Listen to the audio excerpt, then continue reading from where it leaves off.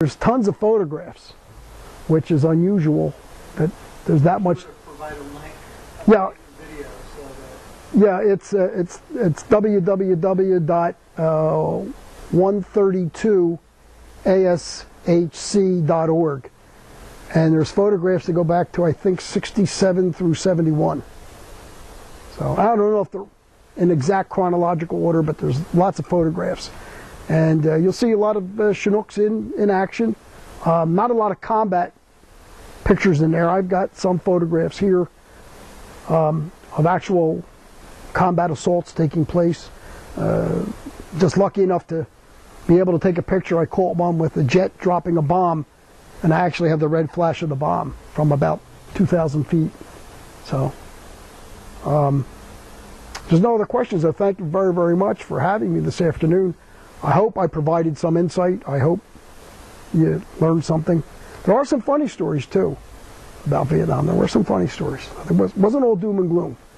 We used to have some funny things happen.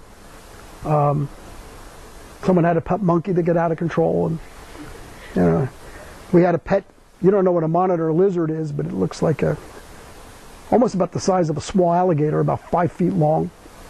And we used to keep it on a 40-foot leash, tied up to where we lived in these things called hooches. They were basically wooden shacks, 8 to 12 guys to a shack, and there was a lot of rats.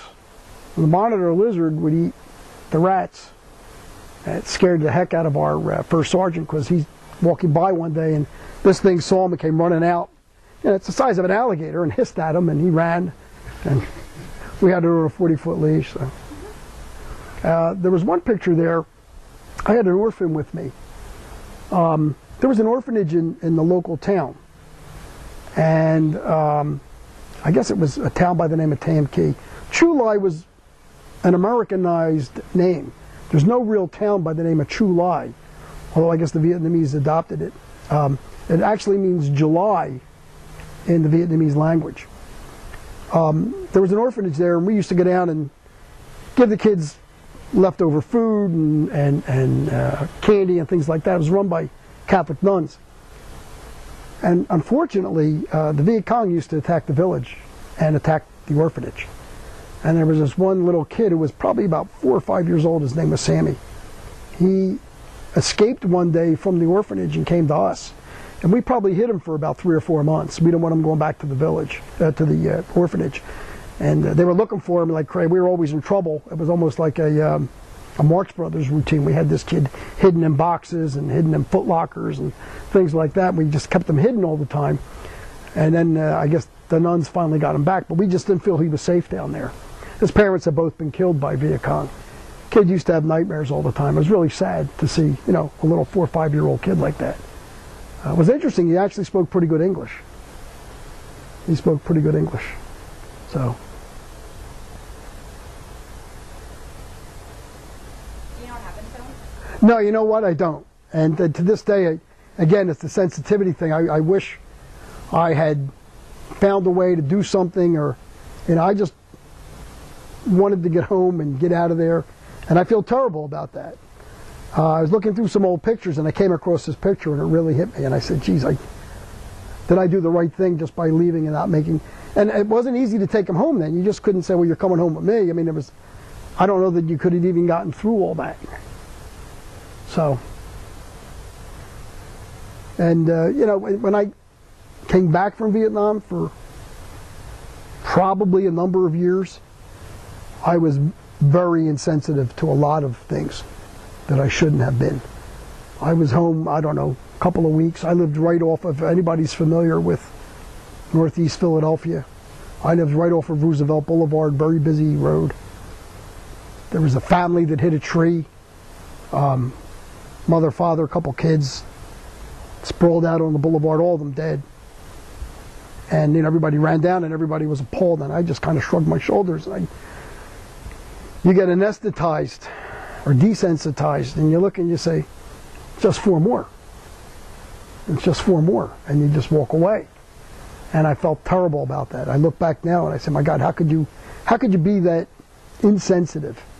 But you build up this this callous on your emotions, because you can't afford to be emotional. You just can't afford to be emotional. You didn't develop deep friendships, and that's something that's kind of interesting about Vietnam vets. Now, 40 years later, because of the internet and sites like that, we're getting back in touch. But for the better part of 30-some years, we never discussed it. You never looked for the guys you were with. It was almost like if you did something really bad at school, when you were in high school, you never wanted to talk about it again. You know, you did something really bad and almost unforgivable. You just never wanted to talk about it.